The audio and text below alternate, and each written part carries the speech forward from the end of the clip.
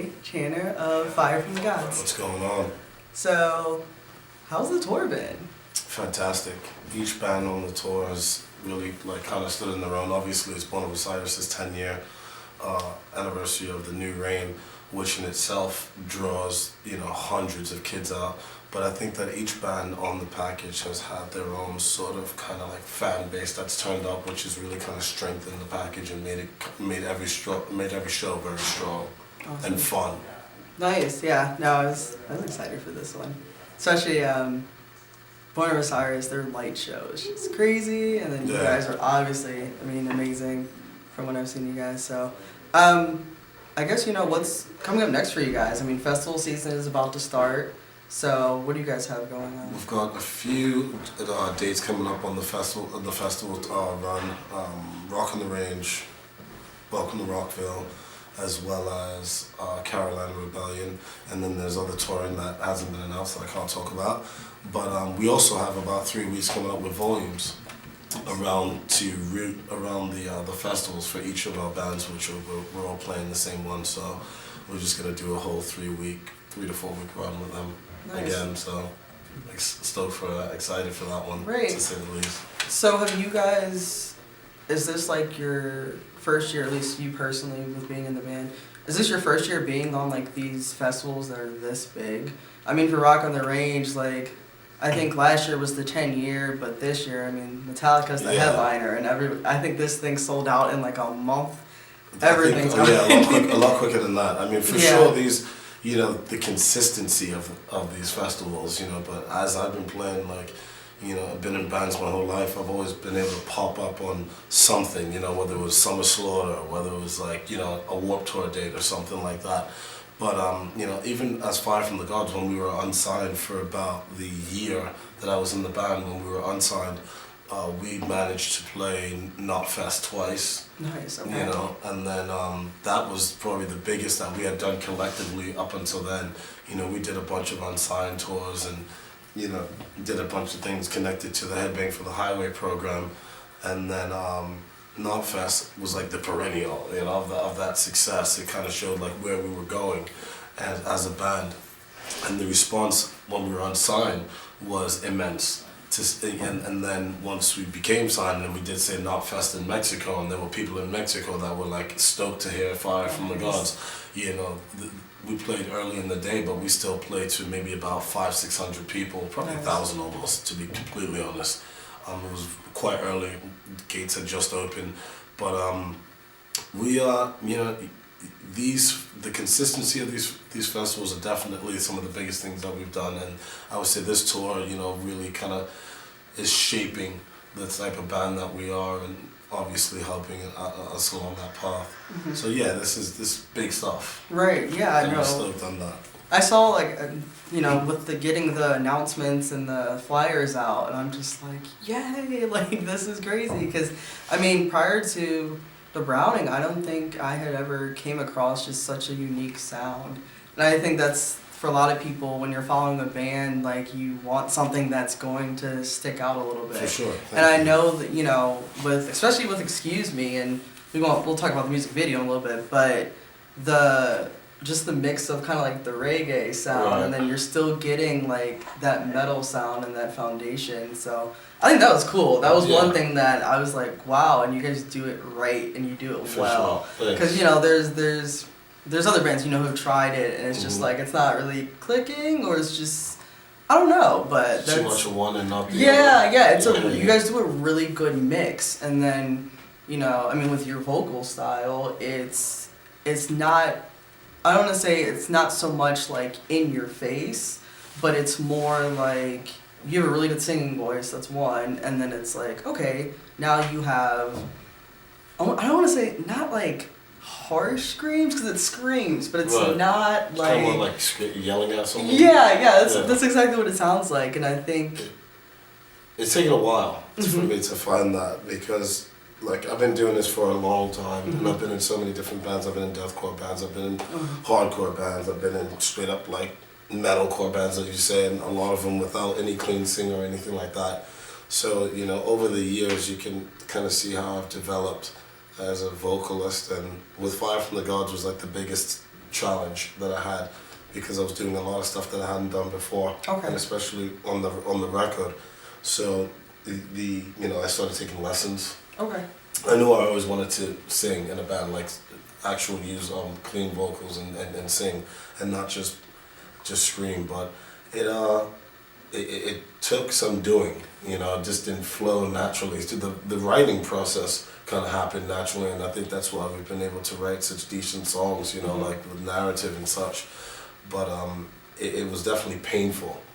Okay. Whilst recording these things but we're getting there, and I'm getting there, and I'm continuously growing. I'm at an age where they say, like, this is it with your vocals, Yeah. Your vocal range doesn't expand much at this age. There's no real development of your vocal cords. But I think every day, as we write more songs together and as we record more songs, I'm still learning a lot of things about my vocals that I can, and the type of music we want to play. Nice. Now, how did you become the vocalist of Fire from the Gods? How did you guys all link up? Because you're from Brooklyn, right? Yeah. And they're out of Texas. Exactly. So how did you guys get connected?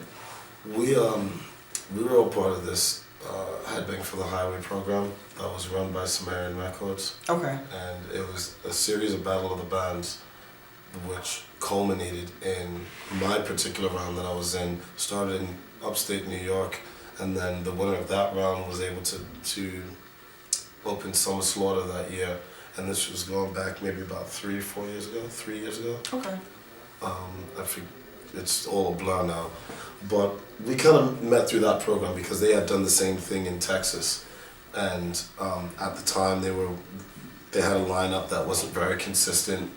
Not every member shared the same vision as far as touring and working and becoming an established band, So we had a mutual manager, my band Ashes Within, who had actually signed a contract with Sumerian. So I was under contract with Sumerian in the process of writing a record, and there was just a lot of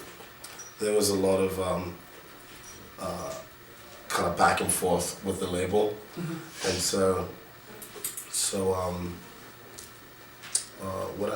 we found each other through David Dickens, who's now Fire from the Gods manager. Okay. And he was like, dude, there's this band in Texas, I think they'd be perfect for you. I've known Dave forever. He was my booking agent when I was in a band called Murder No Motive back in '05. Okay. And he's put me on one of my first national tours as a vocalist in a band, and it was actually with Forever in Terror. Okay. From Cleveland. Nice. So we just found each other, and I went down to Texas, flew down, jammed with them once, and they had a show coming up, and they didn't know that I knew all their songs, and they were like, "Yo, you just want to play the show?" And he was like, "Yeah." So we did the dual vocalist thing for a while, and then while we were writing narrative, we split ways with Chris Waters, who was the other vocalist. So then I became the sole vocalist of Fire from the Gods, obviously writing narrative, and now here we are today. Right, yeah. Well, going back to just kind of some of the songs that's on the album, I mean, Excuse Me was one of the songs that just kind of just took off. I mean, the song, it took off. Even when you start even typing in Fire and you see it on YouTube, it's Excuse Me. And that video, if you want to explain kind of the meaning behind that song, and I think the video definitely puts, I almost want to say closure to the meaning of it, but. Right. It's kind of, then the reason why it's called Excuse Me is because it's more of a polite but unpolite way of saying, I want to be heard, listen to me, and not just me, but there's a sense of unification and unity, hence the reason why there's so many different people from all different walks of life in the video, and I think that's going to be a recurring theme with Fire from the Gods, because the idea, especially in the socioeconomic and political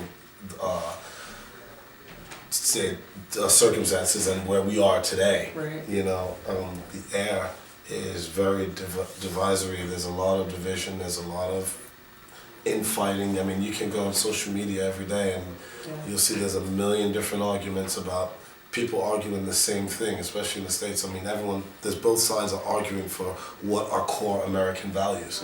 So excuse me is kind of like a pardon me on that, where it's not so much to the political establishment, but it's to the people as well, like, hear me out. And then there's that bit about, the, excuse me, Mr. Officer, police brutality. I mean, it touches on the prison industrial complex, which I think plagues minorities and subgroups of different people within the United States. I mean, this is a system where people are incarcerated for profit, and so now you're taking out the law, and now you're bringing in capitalism based on humanity, and you know what I'm saying? It's just, it's wrong, and but I think with Fire from the Gods, people want to make the things like the comparisons, like Rage Against the Machine and stuff like that, and bands that have a political theme. But it's not so much like the whole fuck the system thing, because I mean, we need a system in order to work, but it's like the system has to change, policies have to change, racist policies have to change in order to find that unity and to find that equilibrium where everyone can kind of exist on an even keel. So I think, and it touched a little bit on the idea of emancipation and being free.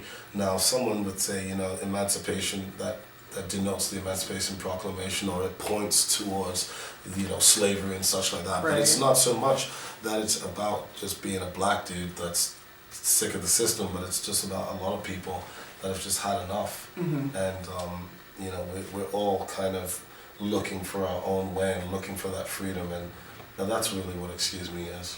Yeah, I think it's been, I guess a lot of people have been, especially with like celebrities, including bands, they've been kind of saying like who's gonna pop up and say something, right, in a sense, or take a side, and a lot of bands, they're just like, no, like we don't post anything political, like we're not gonna get into that whole debate because then our fans may be upset or something like that. Pigeonholed. Right. So it was cool when Excuse Me came out, because I was just like, there is that meaning in there that's like that you guys took with that song.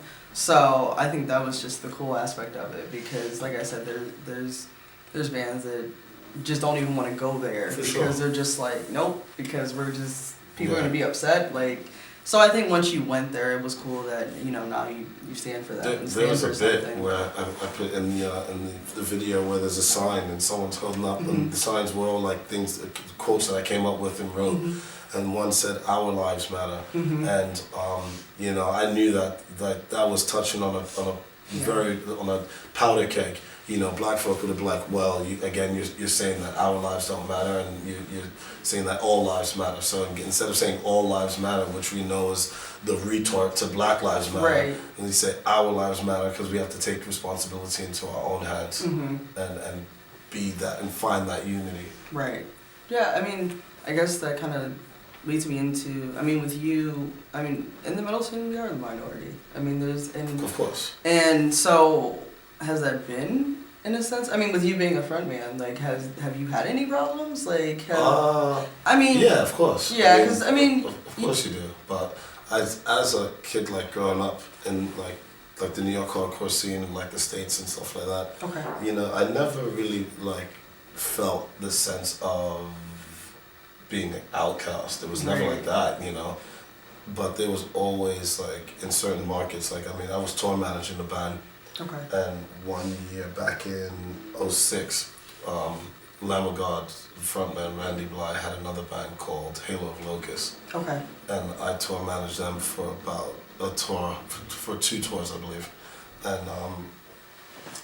And we got to West Virginia, and I was checking the mic, and some dude was like, man, back in the day, a nigga would never touch the mic in here, wow. And then one time I played a show in Seneca, Georgia. I'll never forget this. I was walking with my drummer, and we went to a bar, and I had to use the toilet. We had to use the bathroom, and they were like, "It's a private club." The dudes in there were like, "Private club," and they were like, "Well, we got to use the bathroom." And they said to my drummer, "Was like, you can use the bathroom, but your boy can't." Wow. And when we ended up playing the show, those people turned up. And we're like, holy shit, what the hell, man? We thought maybe you were like a bass player or something. We didn't even know, man. we're sorry, blah blah blah, you know. But Right. after they see you get down, then it's like, you know, whatever. But you know, that's a very small, Yeah. small, minute part of a very larger community of people that really have each other's backs. You know what I'm Yeah. saying? So it's never been a thing. I've Yeah. never been like, oh, like I'm out of place here. That's never ever been a thing. Yeah, and I think, I mean, for me being on like the other side is like going to shows. I mean, I've been to shows that were, Kentucky or places where maybe history is still a little bit more, I guess, I don't want to say against me, but Right. I mean, yeah, I mean, with side. with the metal scene, I mean, that's the cool thing. I mean, being at shows, like everyone is just there for the music, appreciating, the bands. There's never any type of, I oftentimes Well, of forget, like, oh, yeah, I'm a little different, but, it's never been like that, and that's the No cool one's thing. ever asking to touch my hair. No. You know what I'm saying? When I had dreads, it was never like that. It was like, okay, that's a common thing. Everyone has dreads. Yeah, Yeah, no, so- everyone does, that's Exactly. for sure. But no, that's really cool. But so, I mean, you guys have your festivals coming up, so what's next after that? Do you guys have anything, like, I mean, you just put out the album, so are you guys still probably releasing We're it? actually recording 2 new videos. Okay. And we're going to re-release Narrative. Okay, It's called Narrative Retold. okay. And it's got 3 new songs in it. It has an Okay. acoustic version of Excuse Me, Nice. which is kind of like an unplugged version because there's still like electric guitar and stuff like that on it and drums. But then there's 2 new songs completely. One which carries the same theme of narrative, and one which was just a song that we were just playing around with. We spent a week with Jonathan Davis from Korn, Okay, nice. and we recorded 2 new songs with him. So that was an experience and a half. But it's coming out, and I believe right before Rock on the Range. Nice. Yeah, I think, is Korn playing Rock on the Range this year? Korn is playing Rock on the Okay, Range. oh man, Korn gets rowdy. Yeah. I almost died in their pit Is last that right? year. Yeah, no, it was bad. It was Korn's bad. fun. It's a lot of bands are doing really well. I think a lot of bands are kind of changing their sound a little bit. But yeah, no, I'm excited for 2017. I'm excited for you guys, especially with these Thank shows you. that you guys got on. I mean, Rock on the Range is like the biggest thing here in Yeah, Ohio, exactly. and In the I States, mean- it's the largest. yeah, in the States. it's gonna be fun. So Yeah, I'm excited. This is my first time. So yeah, this is my first time going. Yeah, a so lot of people go, and a lot of my friends have gone, and I've never Mhm. gone, and this is the first time. So like, I'm if there's really any show in excited. Ohio, like, you basically are gonna be playing to an empty house because people, like, Rock on the Range is the place to be. Like, Of course. everyone is down there driving from all over. Some people are flying from overseas. Like, Right. it's a fun It's a big experience. deal, It looks yeah. like, yeah, it's a huge deal. Tight. But yeah, thank you so much. It was No fun worries. with me. Appreciate it. Appreciate you, Arica. Oh, thank you. Alright, so this is Arica from Unheard Measure Magazine, and this is AJ Janet from Fire Stress, and we're all good and done. Tell me that we're not the ones to blame. I suggest you walk this lonely